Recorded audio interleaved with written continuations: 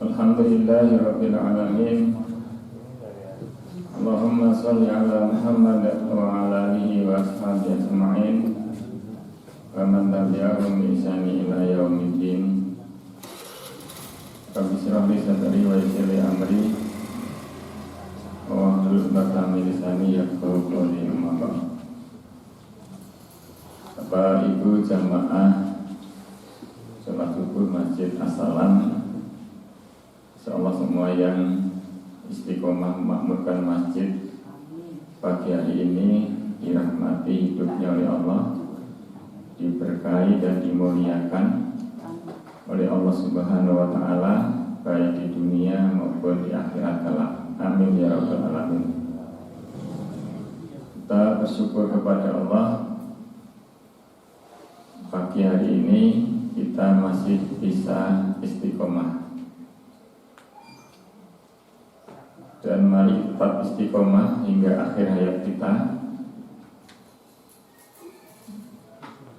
agar kita nanti masuk dalam kelompok orang-orang yang husnul khotimah. Amin ya rabbal alamin. Bapak Ibu rahimakumullah, mari kita mulai ngaji bersama pagi hari ini dengan membaca basmalah. Bismillahirrahmanirrahim.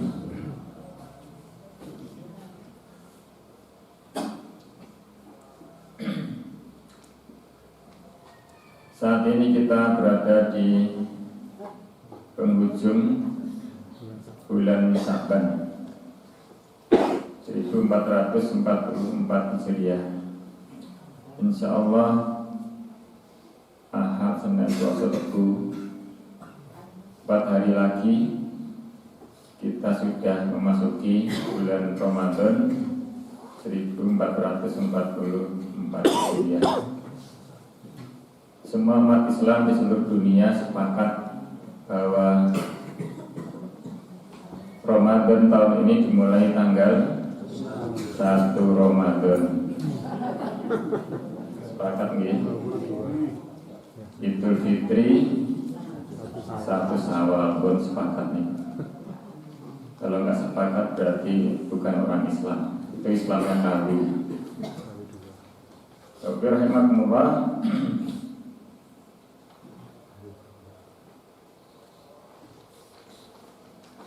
Kita bersyukur kepada Allah dari sekian umat Islam yang tahun lalu diberi kesempatan oleh Allah berjumpa dengan Ramadan. Kita diantaranya yang masih diberikan kesempatan oleh Allah untuk bertemu, insya Allah masih bertemu lagi dengan bulan Ramadan tahun ini. Itu kenikmatan Allah yang luar biasa.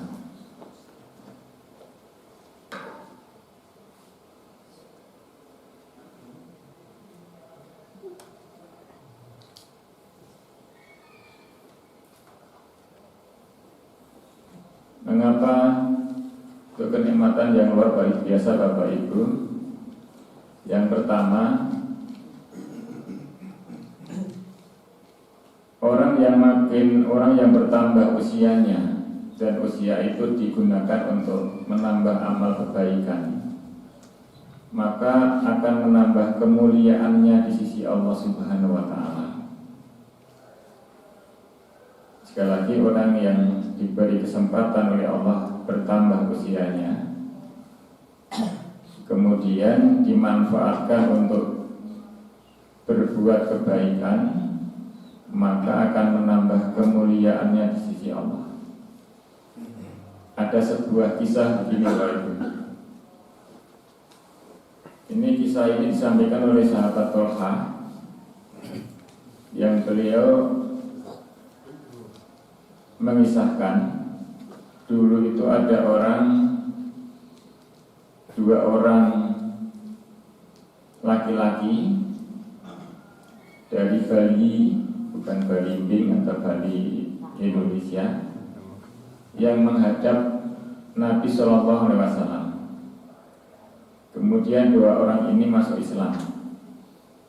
Setelah masuk Islam, yang satu itu senang berjihad. Setiap ada kesempatan berjihad di jalan Allah, orang ini selalu berangkat. Yang satunya senang beribadah kepada Allah Subhanahu wa Ta'ala. Orang yang pertama ini Bapak Ibu meninggal duluan. Ini risikonya kan orang yang berjihad itu meninggal duluan. Kemudian baru setahun kemudian itu baru orang yang kedua meninggal. Saat itu Tolhah itu bermimpi.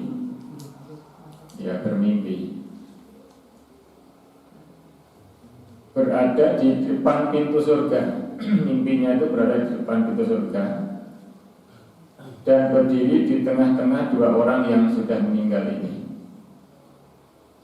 Tidak lama kemudian keluarlah malaikat penjaga surga. Sinten Bapak Ibu? Malaikat Ridwan. Mas alhamdulillah masih ingat pelajaran TK dulu. Dulu kan tepuk-tepuk malaikat. Satu malaikat Jibril. Kan mata Miriam. Yang saya imut. Siapakah orang yang disuruh masuk surga duluan? Orang yang mati di medan perang atau orang yang mati setahun kemudian? Orang yang jihad, orang yang setahun kemudian. Ini enggak ada koalisinya, enggak ada kesepakatan. Baik, yang dipanggil duluan adalah orang yang mati setahun kemudian. Ya. Nah, si Tolhah ini merasa heran. Kan seharusnya kan orang yang mati di medan perang, orang yang mati syahid. Mengapa orang yang mati setahun kemudian setelah orang yang mati syahid tadi? Nah, si malaikat ini keluar lagi menemui Tolhah. Tolhah, kamu belum waktunya, kamu kembalilah. Ya, belum waktunya. Untung belum waktunya. Coba kalau sudah waktunya, sudah nggak bisa bangun sampai sekarang apa ini. Nah, setelah itu si Tolhah ini, sahabat Tolhah ini bercerita kepada sahabat-sahabat yang lainnya. Sampailah cerita ini didengar oleh Nabi SAW.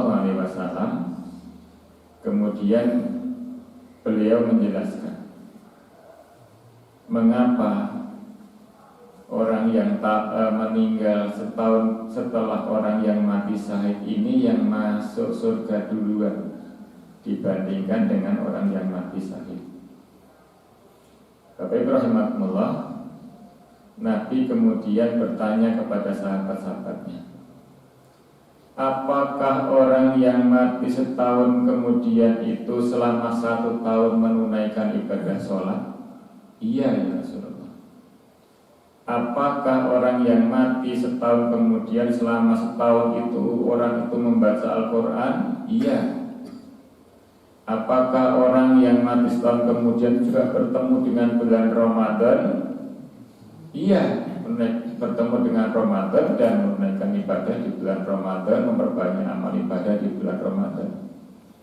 Itulah yang membedakan kemuliaan orang ini di sisi Allah Subhanahu wa Ta'ala, bahkan perbandingannya antara bumi dengan langit. Nah, itu Bapak Ibu bahagia. Kemuliaan seorang itu bila mengisi waktu-waktu hidupnya untuk menambah amal kebaikan. Maka ketika Nabi SAW ditanya oleh sahabatnya, ini sering saya sampaikan hadis ini, siapakah orang yang terbaik itu Nabi? Nabi menjawab, man tola umuruhu wa hasuna amaluhu. Orang yang bertambah umurnya, bertambah pula catatan baik amal perbuatannya. Bertambah umurnya seperti Bapak Ibu hari ini, bertambah usianya, bertambah catatan amal kebaikannya. Sholat subuh berjamaah, qobliyah subuh, setelah subuh ngaji hingga suruh, Masya Allah itu kemuliaannya luar biasa di sisi Allah Subhanahu wa Ta'ala. Tapi bagi orang-orang yang menambah amal kebaikannya, maka kita bersyukur kepada Allah kalau kita masih diberikan kesempatan untuk bertemu dengan bulan Ramadan. Kita masih bisa istiqomah dalam berbuat amal kebaikan. Bapak Ibu rahimakumullah, mengapa menambah amal kebaikan? Kalau kita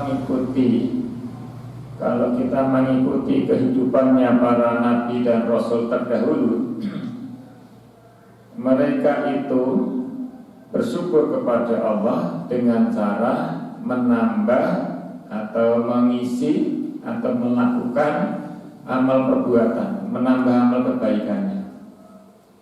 Contoh ini termasuk sejarah mengapa puasa Ramadan itu diperintahkan. Puasa Ramadan ini baru diperintahkan, disyariatkan tahun kedua Hijriah pada bulan Sya'ban. Jadi ketika Nabi masih di Mekah itu, belum hijrah itu belum ada syariat puasa Ramadan. Baru 2 tahun ke hijrah itu, 2 tahun hijrah itu baru ada perintah puasa Ramadan. Tepatnya di bulan Sya'ban. Mengapa kok di bulan Sya'ban? Kok nggak pas tanggal 1 Ramadan baru perintah? Biar ada sosialisasi. Kalau di Indonesia kan gitu ya.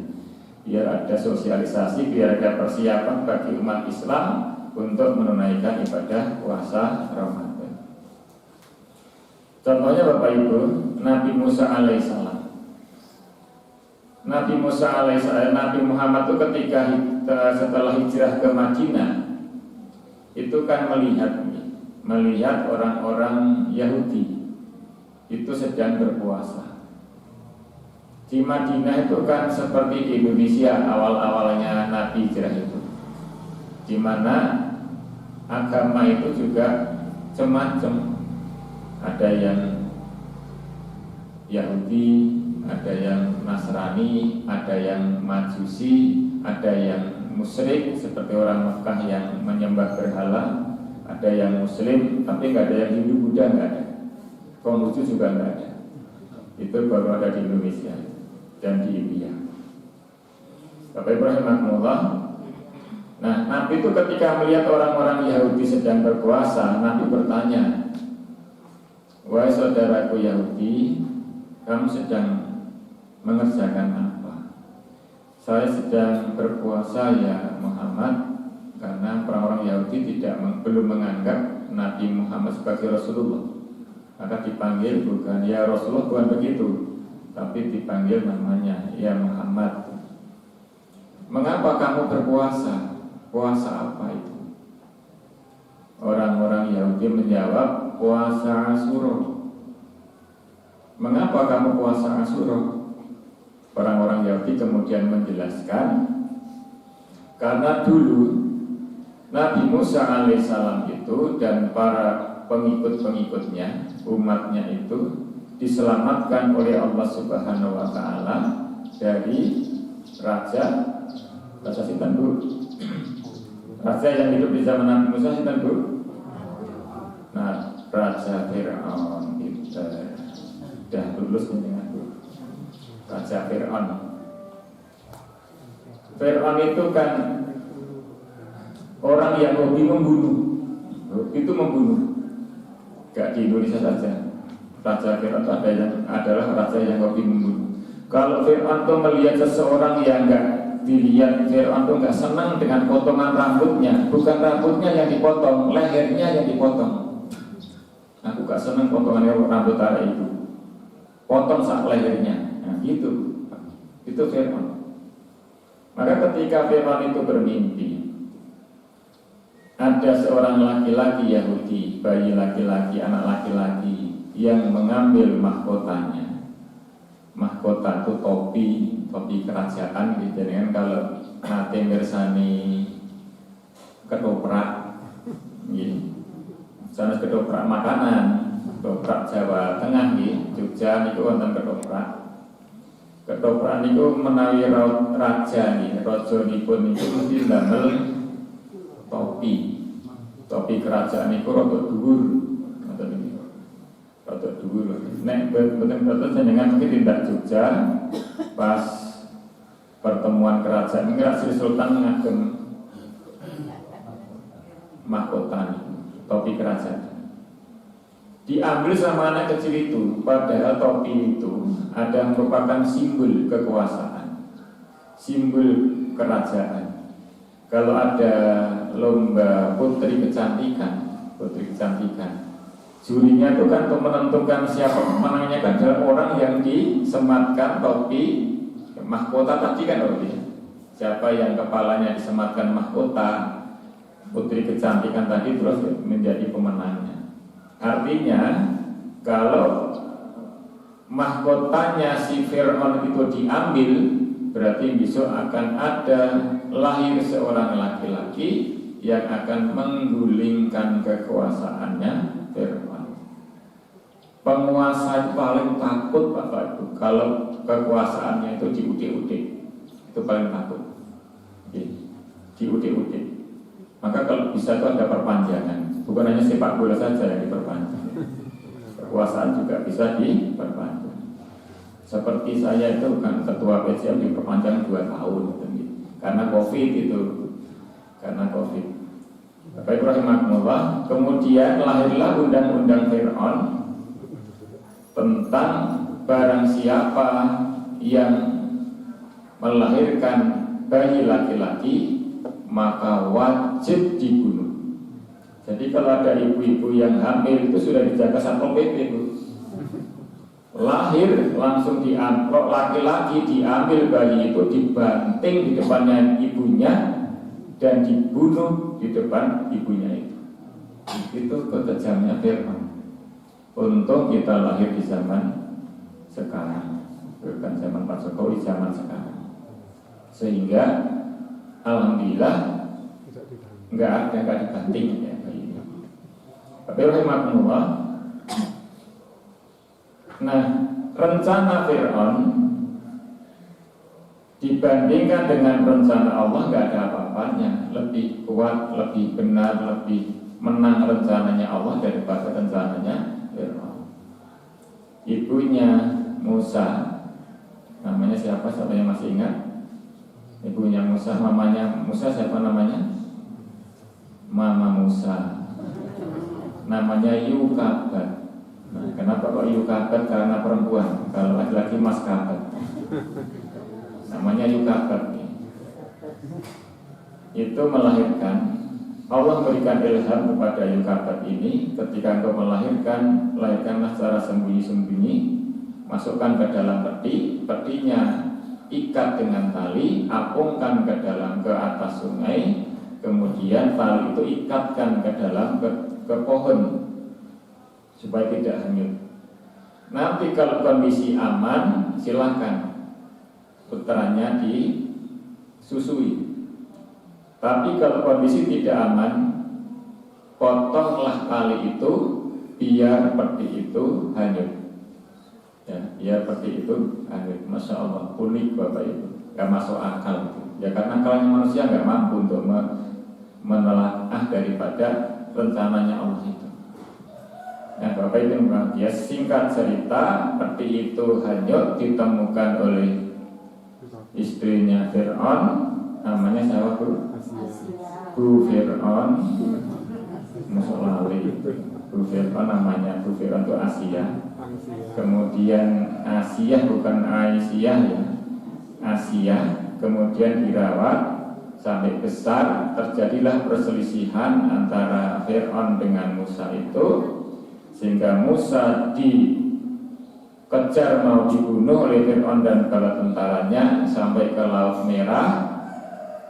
Kemudian si Musa ini memukulkan tongkat ke Laut Merah, membelahlah menjadi 2. Kalau sekarang ya jalan tol lah, bebas hambasan, hambatan itu langsung membentang gitu, sampai ke seberang laut si Fir'aun mengejar sampai di tengah laut, maka laut itu kembali bertemu lagi yang membelah tadi. Maka Fir'aun dan bala tentaranya mati di tengah laut. Bahasa CTV-nya itu jegedek. Ya, raja yang mengaku Tuhan mati di tengah laut. Itulah pentingnya Bapak Ibu kalau sekolah itu ikut ekskul renang, itu pentingnya. Di renang. Hampir-hampir si Fir'aun itu membaca syahadat mau masuk Islam. Aman Nabi Rabbi Musa wa Harun. Kalau begitu saya mau beriman kepada Tuhannya Musa dan Harun.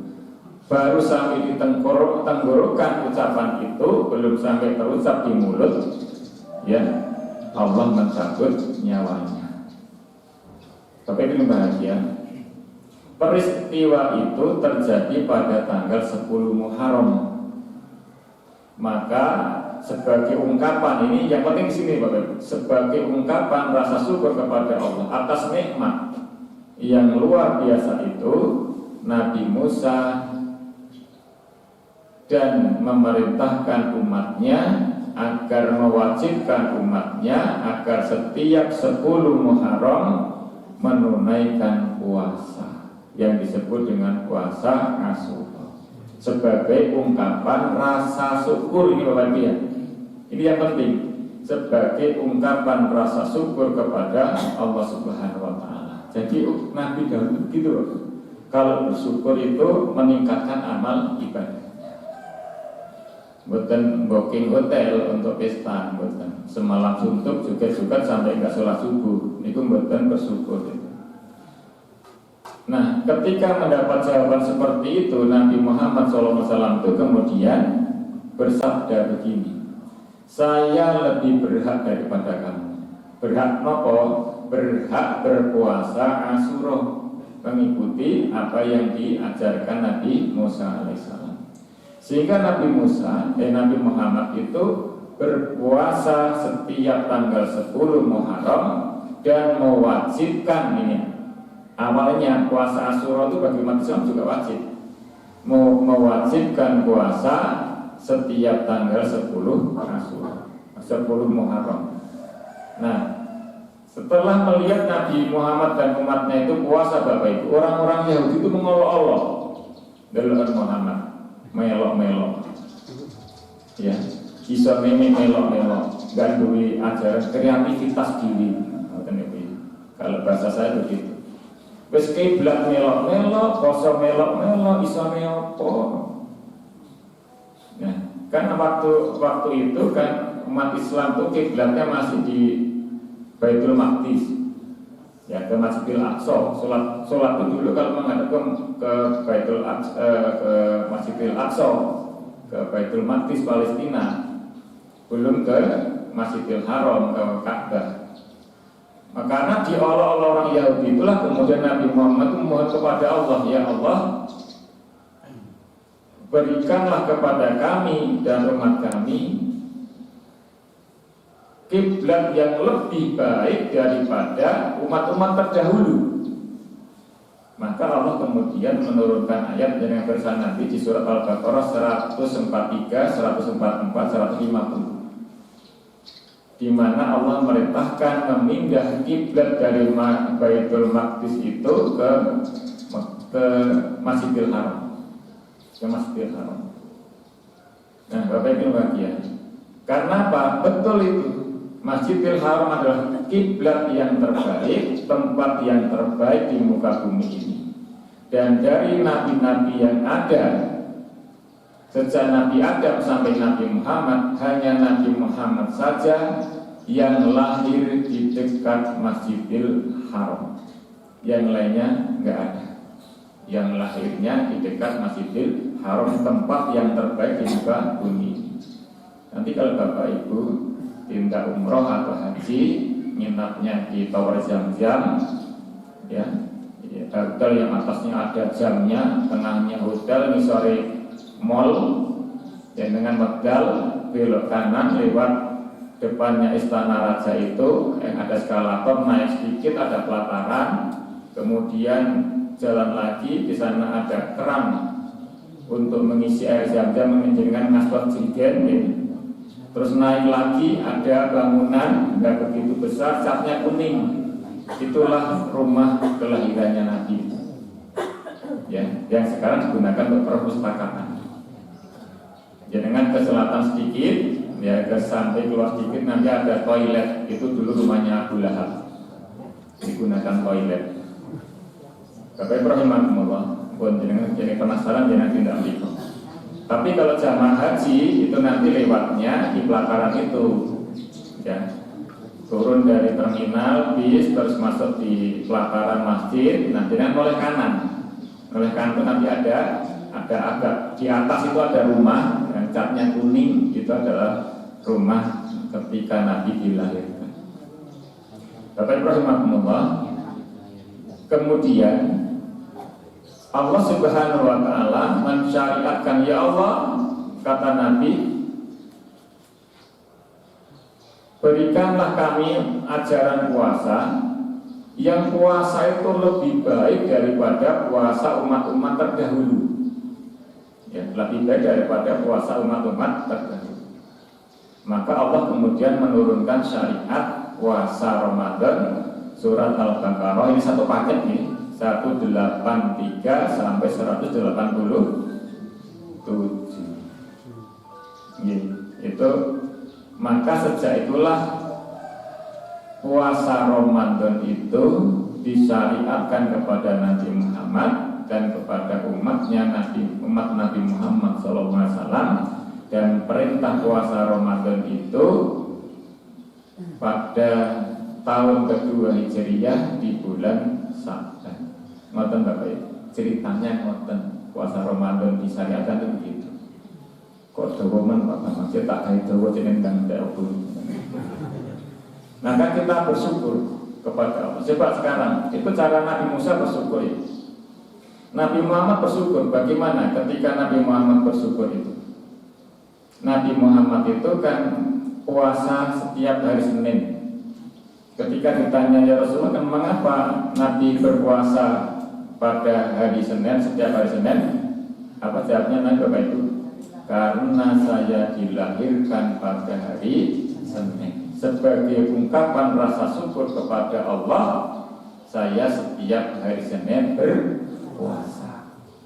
Dan mengapa Rasulullah berpuasa setiap hari Kamis? Karena setiap hari Kamis amal manusia diangkat oleh Allah, dan saya bersyukur senang jika setiap amal saya diangkat itu saya sedang berpuasa. Mengapa Nabi Muhammad memperbanyak puasa di bulan Sa'ban? Dan dari 12 puasa itu di luar Ramadan, selain Ramadan, bulan apa yang paling banyak Nabi berpuasa sunnah? Puasa Sa'ban. Mengapa Nabi memperbanyak puasa Sa'ban? Karena amal manusia itu diangkat oleh Allah di bulan Sa'ban. Semuanya ungkapan rasa syukur Bapak Ibu. Ya, rasa syukur. Coba sekarang ayatnya ada dalam surat favorit jenengan. Surat apa Bapak Ibu? Al-Kautsar. Favorit ini. Favorit ini. Pokoknya selalu inna a'toina al-kautsar fasholli li rabbika wanhar inna syani'aka wal abtar. Allah. Pokoknya imam tarawih maca inna a'toina al-kautsar, alhamdulillah. Bentar Bapak Ibu. Inna a'toina al-kautsar, atasipun apa? Sesungguhnya kami telah memberikan kepadamu nikmat yang banyak apa sedikit? Banyak. Nikmat Allah itu banyak. Saking banyaknya nggak dijalur dikasih Bapak Ibu. Allah itu nikmat yang nggak diminta saja dikasih. Jangan pernah berdoa, ya Allah, hendaklah Engkau detakkan jantung saya. Enggak pernah. Tapi jantung terus berdetak. Hendaklah mengalirkan darah saya ke seluruh tubuh dengan lancar. Pernahkah jangan berdoa seperti itu? Enggak pernah. Tapi Allah terus mengalirkan darah kita ke seluruh tubuh dengan lancar. Enggak pernah tersumbat. Tersumbat dengan enggak seperti Bapak Ibu. Pernah kan jangan mohon, ya Allah kedipkanlah mata saya ya Allah, tapi cepat-cepat ya kesel ya Allah. Pernah gitu? Enggak pernah. Tapi terus diberi sama Allah itu. Nikmat enggak pernah diminta, tapi terus diberi sama Allah. Nah itu nikmat Allah itu banyak. Lalu bagaimana cara bersyukurnya? Fasholli li rabbik, bersolatlah karena Tuhan. Cara bersyukurnya nikmat yang banyak tadi, sholat, wanhar, dan berkorban. Itu perintah Allah. Nah sekarang Bapak Ibu yang berbahagia, kisah ketika Aisyah itu setiap malam menemani Nabi sholat tahajud. Ibu juga begitu, setiap malam menemani bapaknya sholat tahajud. Ini Pak, bapaknya sholat kalau buku dan sebelah kan sholatnya di kamar. Itu Aisyah tidur di sampingnya Nabi, di bawah bukan di atas. Kenapa di bawah? Karena setiap Nabi berdiri kakinya Aisyah itu semujung di depannya Nabi. Jadi kalau Nabi sujud diangkat dengan penuh kemesraan. Itu loh ngalemnya Aisyah Bapak Ibu. Ibu yang ngalem.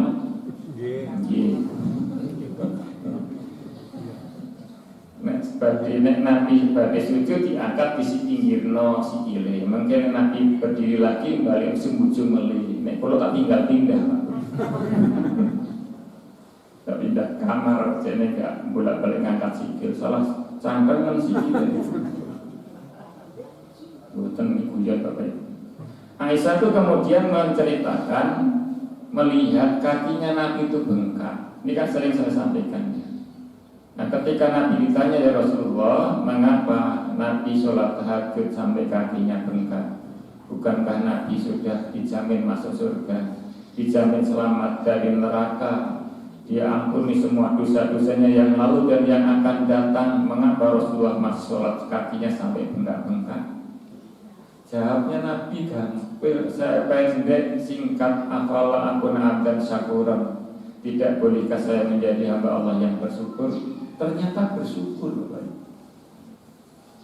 Nikmatnya ibadah itu kalau dilakukan dengan dorongan rasa syukur kepada Allah itu nikmat. Jadi kan pagi hari ini ngaji itu kalau sebagai ungkapan alhamdulillah hari ini saya masih diberikan kesempatan oleh Allah hidup, saya bersyukur saya gunakan waktu hidup saya untuk ngaji, itu nikmat.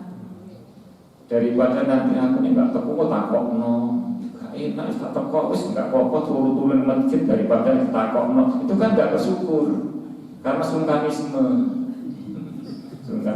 Beda rasanya, beda.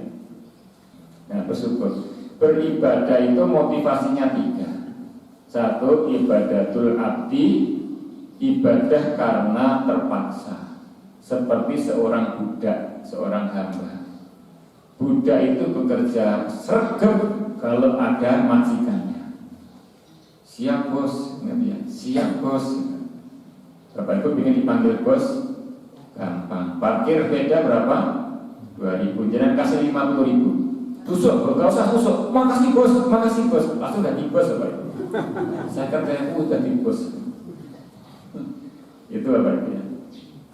Kemudian itu hamba. Kalau majikannya ada, diawasi majikannya, budak tadi akan bekerja dengan rajin. Saking sergepe Bu, piring pun dikurai melih. Saking sergepe. Baju sudah dicuci, disetrika, dijumbah meneh saking sergepe. Itu masih tanya, apalagi bos yang saya kerjakan? Kalau ada majikannya. Coba kalau nggak ada majikannya, oh piring seminggu dikurai, sibuk tiktokan. Ya. Nah, itu yang pertama. Yang kedua, ibadah tujuan. Ibadahnya seorang pedagang. Pedagang itu mesti yang dicari keuntungan. Ya, tadi keuntungan. Artinya orang yang beribadah itu yang dihitung-hitung pahalanya. Yang dihitung-hitung pahalanya. Apa enggak boleh? Boleh, tapi motivasinya jangan hanya itu. Yang ketiga itu seperti yang dicontohkan Nabi, beribadah sebagai ungkapan rasa syukur kepada Allah Subhanahu wa Ta'ala. Nah ini maksud saya gitu Bapak Ibu, memasuki Ramadan nanti itu biar bergembira. Mari kita masuki Ramadan sebagai ungkapan rasa syukur kepada Allah. Ya Allah, teman-teman saya dulu sudah meninggal. Sekarang ya Allah, jutaan orang-orang di alam kubur itu menangis supaya dihidupkan lagi oleh Allah agar bisa beribadah di bulan Ramadan. Mereka minta diberikan kesempatan berpuasa ya Allah di bulan Ramadan. Masa saya sudah diberikan kesempatan gak dimanfaatkan?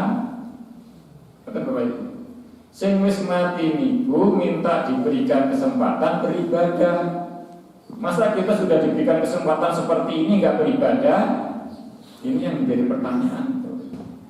Menjadi pertanyaan. Apa menunggu gak diberikan kesempatan?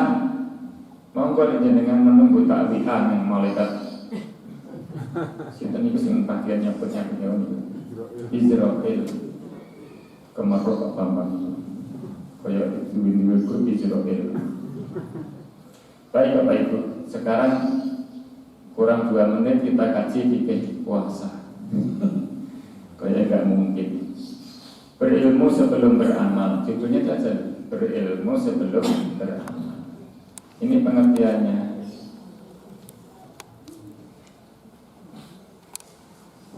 Puasa itu menahan diri. Bahasanya Pak Abdul Latif almarhum itu menahan diri itu ngempet. Sapa sing iso ngempet selamat. Nah, itu bahasanya Pak Abdul Latif. Saya ingat, ini lucu-lucu itu saya ingat. Sapa sing iso ngempet selamat, sing gak iso ngempet gak iso selamat. Orang-orang yang delok duit kok akeh, duit pajak kok akeh, gak iso ngempet gak selamat. Saat ini kan sedang ngetren gitu. Kalau zakat, apa bedanya zakat dengan pajak? Kalau zakat itu dipungut dari orang-orang kaya untuk diberikan fakir. Kalau pajak dipungut dari orang-orang miskin untuk orang kaya. Pinter. Itu tulisan yang saya baca di WA itu, bukan kesimpulannya begitu. Bapak Ibu rahimakumullah, aja ngrasani wong dosa. Isu-isu mabuk dosa. Menahan diri dari hal yang membatalkan puasa dari sejak terbitnya fajar. Terbit fajar itu ditandai apa? Adzan subuh. Jadi batasan orang memulai puasa itu sejak adzan subuh. Sebelum adzan subuh, tapi adzan subuh sing gak kerinan loh ya. Koncone wis komatus wiritan kan sik lagi adzan subuh. Kono sik adzan subuh kok bersih oleh sahur. Terbitnya fajar. Ya. Alhamdulillah di Asalam ini ada perpanjangan waktu fajar itu 8 menit. Jadi kalau musola-musola yang lainnya itu sudah ada, nunggu mawon Asalam itu masih ada waktu 8 menit untuk makan sahur. Lumayan Pak, kopi sak gelas ini kita sisa, rokokan separuh sisa. Itu kemudian sampai kapan terbenamnya matahari? Terbenamnya matahari itu ditandai dengan adzan maghrib. Tapi yang adzan maghrib, Pak Muadzin tolong jangan buka dulu. Kuliahnya kok TV wis adzan, radio adzan, musola sebelah adzan, kok asalan durung adzan. Dijeng delok niku sapa sing adzan? Oh Masya Allah, buka dhisik dadakno. Maka sore adzan. Buatan ibu dan bapak buka dhisik karena ada kisah begitu. Pokok ini meskipun TV sudah ada, radio sudah ada, HP sudah ada, kok masjid durung ada nggak wani buka. Sing tinggal karena buka dhisik, nggak ada. Dengan niat karena mencari ridho Allah Subhanahu Wa Taala, itu pengertian puasanya. Nah sekarang ini syaratnya Bapak Ibu, siapa orang yang diwajibkan puasa itu? Yang pertama orang yang beragama Islam. Dengan ampun diri kalau ada teman yang beragama non Islam kok nggak puasa, sampai nggak puasa sih.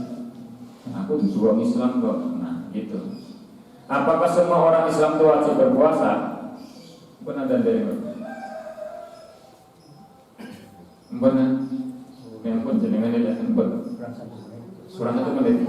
Alhamdulillah. dan cukup. Apakah semua orang Islam itu wajib berpuasa? Tidak, yaitu orang yang sudah mumayyiz. Orang Islam yang sudah mumayyiz itu gampangnya ngeten wis duwe izin. Wis duwe izin.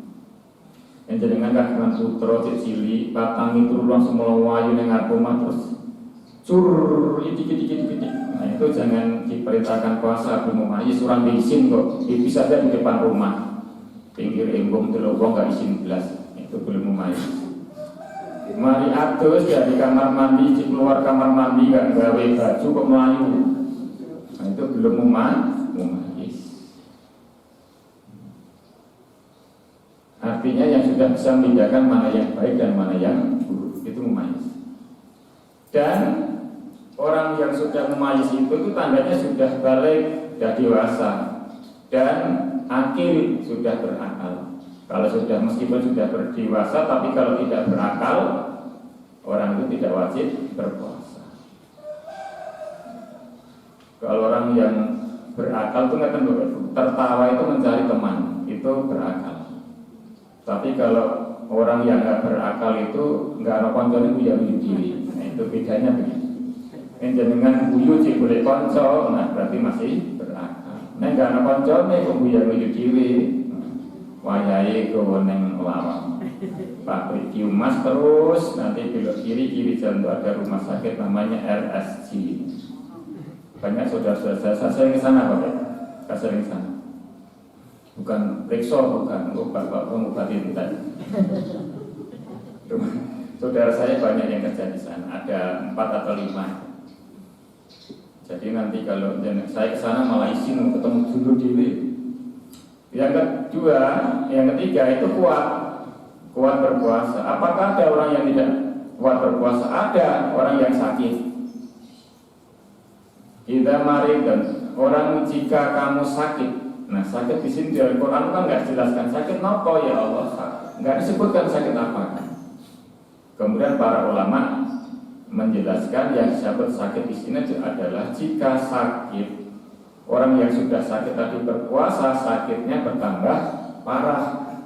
Sakit pilek, morone poso, komplikasi. Waktu ngerges masuk angin kan, mari waktu pilek toh. Betul. Sing tambah nemen sakit. Yang kedua siapa yang agak kuat itu orang yang bepergian jauh, bepergian musafir. Tapi bepergian sekarang tidak bisa diukur dengan bepergian di zaman Nabi Bapak Ibu. Ukurannya apa? Kalau sholat sudah bisa dijamak. Sholat zuhur dengan asar sudah bisa dijamak. Di tempat bepergian itu pada saat itu boleh orang tidak berpuasa. Tapi bepergian sekarang itu makin jauh makin nyaman ya Bapak Ibu. Jenengan tengah Amerika, kalau tengah Amerika itu jauh, nikmatan ke Amerika, numpak pesawat full AC, full WC. Nanti jenengan datang pramugari cantik, nasi, mie, roti, semua. Oh Indonesia gratis loh. Semua kan ditawari gitu nanti. Jenengan kalau umur haji itu kan tawaran gitu ya. Pak, kesana kenapa nasi? Waktu orang Arab nih macam-macam bisa pintar bahasa Jawa itu. Nasi, mie, atau roti. Mesti jaluke nasi. Wong Jawa ini mangan nasi ora lego. Lontong kan lego. Mau lontong tak lontong ngatur sego. Orang yang pergian jauh, kemudian bukan orang tua yang sudah rentang, yang sama sepuh niku mboten sadi paksa poso wong pun dahar mawon jare turun diweni sego. Aku ki lho mbok duweni sego kok ora. Mbak ya Allah, mriku wong darah sekawan.